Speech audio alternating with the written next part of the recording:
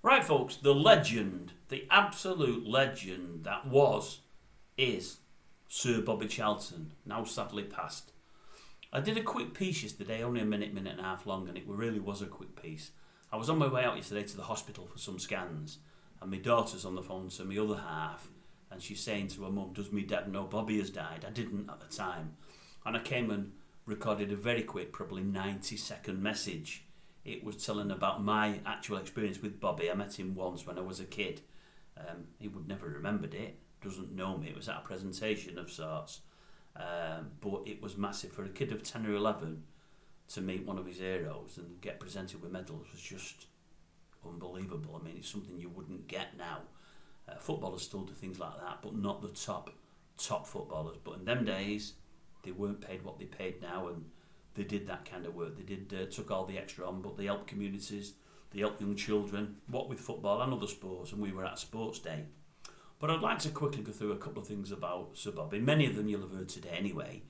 He's on every news channel, every sporting channel. He's on the front of all the newspapers, well, virtually all.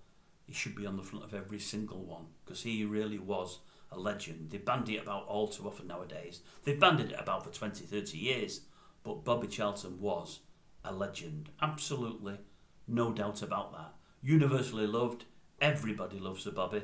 Even the other teams from the Northwest, fans from your City and your Liverpool, your Everton. Everybody loved him. They loved him because he was just a good, honest, decent player. None of this trying to get people booked. None of this rolling around. None of this crybaby into the ref. He just got on with it. And modest. So modest and unassuming, it's just unbelievable. You see him celebrate some of his goals. Many of his goals, many of the great ones, he'd just bang the ball in the net, just turn away and walk back to the halfway line. Just phenomenal, really. Just something really, really special. I hope my team United would have played great last night and raised the game against Sheffield United. I did a report earlier. They didn't do. I would have hoped they'd do it in tribute to Sir Bobby. But as I said earlier, I think many of the United players now don't know a lot about the history of United. The class of 92 did. I think many of the new ones don't, and it's a shame. They need to be taught it. They need to realise how great Sir Bobby was. They really, really do. But you'll have seen his records. I mean, his appearances. What was it? Something nigh on 750. Only got beat recently by Ryan Giggs. Bobby had a year or two at the end of his career away from the club. Giggs was with the club all the way through.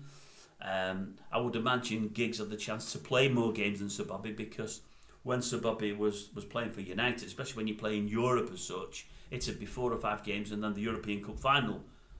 With United now, it's the Champions League, they have lots and lots and lots of games until they get to a final. A hell of a lot more. They don't even get to a final, they play lots of games. And they play them often against inferior teams. But goal scoring, I think, was it about 250 he scored for United? And when you consider really he started off as a winger, then went as a forward, and then dropped back as an attacking midfielder. 250, I think he was on about 1 in 3. It's a phenomenal rate of goal scoring, it really is. You know, same for England. You know, his records have only recently been beat for England. They got beat recently at United by Wayne Rooney, an out-and-out striker. You know, and again, Rooney, he'll have been playing against a lot of inferior teams, a lot more so than the All United team. When you play in Europe, especially in the knockout stages, you play some duffers. You really, really do. And you look at Rooney at United in the seasons he was with us. Let's say he was with us for 20 years, and I don't know the exact amount. I've not researched it. For probably 10, 11, 12 of those years, we're at the top of the pile. We're winning the league. And when we're not, we're in the top 2 or top 3. So he's played in a dominant United team. Bobby wasn't. You know, we had the odd great season with Sir Bobby there, but he wasn't dominant all the way through. There was other great teams there. But no, what Charlton did was phenomenal. You know, it was his numbers were absolutely phenomenal. And as I say, quiet, unassuming, you know, modest with it all, just brilliant. But that came from his mother and his upbringing. You know, that came from them. He went through the Munich plane crash. You know, a tragedy, you know, something he never ever got over. And I mean ever. He said it lived with him on a daily basis. He was a why me person. Why have I survived and they've not? More importantly, why have I survived without a scratch? Don't even look like I've been in an accident, and I've seen 8 of my teammates die. He was that good. He was the second best English player we've ever seen. The second best of all time. And that includes your Bobby Moores and your Billy Wrights and all of those, your Paul Gascoignes, your Shearers. There was only one English player ever better than Bobby Charlton, which probably put Bobby in the top 10 of all time throughout the world. A wonderful, wonderful player. Beckenbauer, I think, once said he was the best player he ever played against. Pelé raved about him. Everybody did. He had an engine. He could glide over the pitch. Extremely fast, but he had great stamina. He never stopped running. The goals he scored from deep in the midfield, from his own half to the other half, they had to be seen to be believed. He did it with regularity.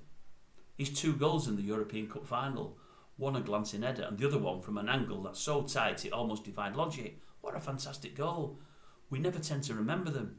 We remember the best goal going round the goalie and whatever else, but he scored 2 in the European Cup final, only a few years after the Munich air disaster, when he could have died. He played only a few weeks after the Munich air disaster, when his brain must have been mush. I mean, he was universally loved and known. I mean, it's not well known this, you probably don't know this, I'll tell you at the end. Do you know about the Coronation Street line? Yeah, Coronation Street, he's got a link to Coronation Street. Nobody knows this, I'll tell you about it then, it's a cracker, an absolute cracker. One of the historic lines from Coronation Street was on the back of Sir Bobby. Oh, it was, nobody knows it, but it was. But yeah, just a brilliant, brilliant player, and a brilliant man to boot. Sadly, although I'm saying all that, he had that fallout, the legendary fallout with his brother Jack. They never really spoke for 30 or 40 years.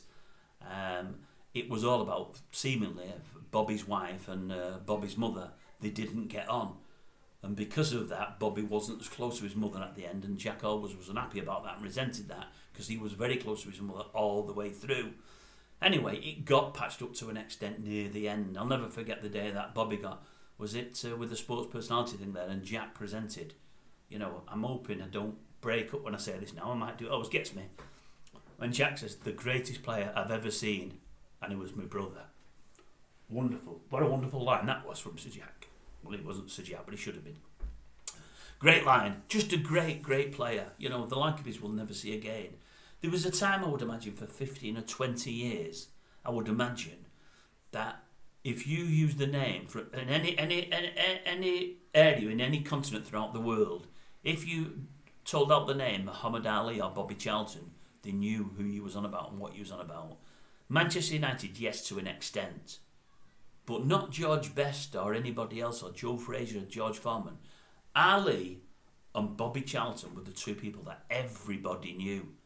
If you were in another country, it could have been anywhere, and you said Bobby Charlton, everybody knew him. Everybody loved him. He was up there with Ali, the 2 biggest personalities in world sport, and people forget that. People think of Ali, they don't realise how important Bobby Charlton's name was. Everybody knew it. Everybody knew it. Unbelievable. But they did. Just a phenomenal guy, a phenomenal player. As I say, I met him once. It's one of the greatest moments of my life. I've only ever met 4 famous people. Well, some would say 3.5. He was the most famous of them all by a country mile. But I loved him. As I said in yesterday's thing, I won't revisit that now, but I was always a George Best man, and my mate was a Bobby Charlton man. But I loved them all almost as much. I loved the flair of Best and the naughtiness and the bad boy image, and George was just a brilliant, brilliant, brilliant footballer. But we're not concentrating on George now, it's about Bobby. Bobby, just an absolute superstar. And he will be sadly missed. I know for the last few years he's had, is it dementia, I think it is. So his life hasn't been what it should have been, He had a great life before that. Came back to the club after Preston and been on the board for many a year. The class of 92 loved him. They're inspired by his stories from Munich onwards. And he's just been a great club man, he really has. A credit to Manchester United, a credit to England, a credit to football. And it's just sad that he's gone, it really is. When any of the greats go, it's sad. But this is a particularly sad time. And that's it from me. That's about all I can say about Bobby. Well, there's probably lots more, but that's what I'm going to leave you with. Oh, the story, the Coronation Street story. Many of you may remember one of the great lines of all time. It was aired only a week ago.